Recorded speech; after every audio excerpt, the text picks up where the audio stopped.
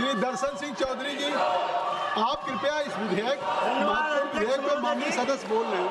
आप सब लोग लगातार इतनी देर से नारे लगा रहे हैं। आपसे अनुरोध करूंगा काइंडली इंडियन कोर्ट बिल 2025 के समर्थन में खड़ा हुआ हूं।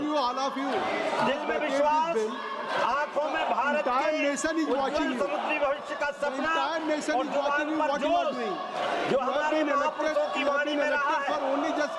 यह बिल केवल आप कानून बनाने के लिए आए हैं। केवल कानून नहीं है, 21वीं सदी सुनिए दर्शन सिंह चौधरी, 21वीं सदी के भारत का समुद्री घोषणा पत्र है। इसमें परिवर्तन की अनिवार्यता इसलिए भी है कि 1908 का कानून का दौर था जब हिंदुस्तान की तटरेखाओं पर विदेशी हुकूमत का पहरा था। तब के पत्तन, तब की तकनीकी और तब की सोच सब कुछ अलग थी।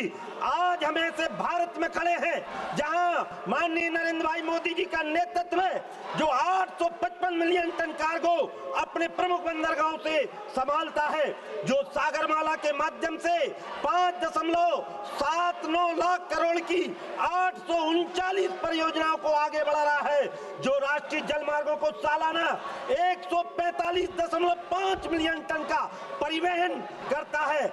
अब हमारे कानून भी उतने ही आधुनिक, उतने ही तेज और उतने ही दूरदर्शी होने चाहिए जितना हमारा सपना है। बिल के मुख्य स्तंभ में हमारी नई ऊर्जा और नई संरचना, जिसमें मैरीटाइम स्टेट डेवलपमेंट काउंसिल बनी है, MSDC, केंद्र और राज्य मिलकर एक साझा दृष्टि, साझा रणनीति बनाएंगे। टैरिफ और नीतियों में एक रूपता, यही विकास की पहली शर्त है। स्टेट मैरीटाइम बोर्ड का गठन हुआ है और इससे राज्य और संघीय ढांचे को मजबूत बनेगा।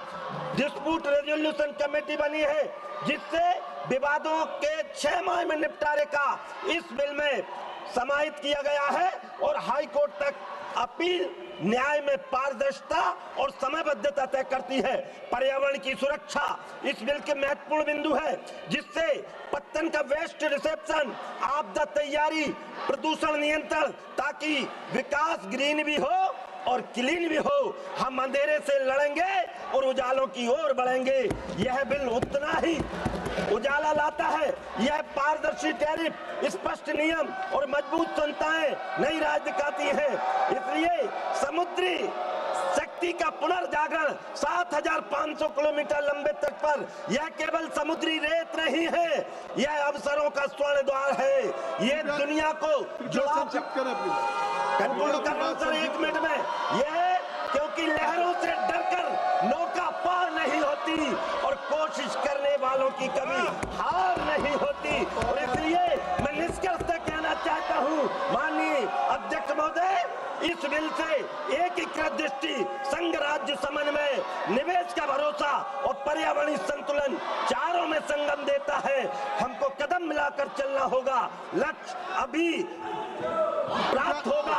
और इसलिए मैं इस बिल के माध्यम से इस बिल का समर्थन करता हूं और इस बिल के माध्यम से ही कहना चाहता हूं कि मैं भले ही मध्य प्रदेश से आता हूं, लेकिन हमारे यहाँ भी नर्मदा मैया का पावन तट है और उसमें भी पूज्य की व्यवस्था चलाकर और उस नर्मदा मैया जो मध्य प्रदेश की जीवनदायिनी है और गुजरात की भी रक्षणी है, उस मैया के संरक्षण संवर्धन का भी काम इसमें हो। मैं अध्यक्ष महोदय, अगर आप बोलना चाहते हो, आप सड़क माध्यम से कहना चाहता हूं कि इस बिल को पारित कर भारत एक वैश्विक महाशक्ति बनाने की दिशा में निर्णायक कदम उठाएंगे। एक महत्वपूर्ण कानून बन रहा है, उस विधेयक को बनाने में आपकी भूमिका है।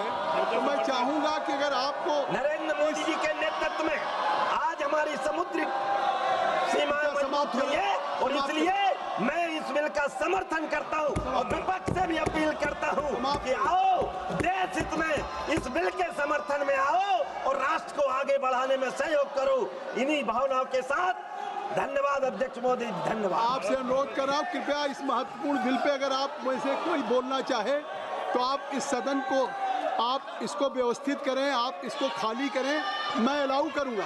आप कानून बनाने के लिए जनता ने आपको चुन करके भेजा है और आप इस बिल में मौजूद हैं। श्याम कुमार बर्वे जी, जावेद साहब, आपको मैं बोलने का अवसर दूंगा।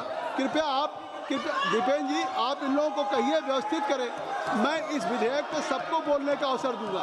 विस्तार से जवाब देने के लिए मंत्री जी तैयार हैं, लेकिन आप कम से कम सदन को चलने दें। नहीं, अगर सदन में कानून बनाने की सरकार एक विधेयक लेकर के आई है, पत्तन विधेयक, उस पर अगर आप बोलना चाहते हैं तो आप कृपया वर्षा खाली करो या आप खाली करो। माननीय मंत्री जी,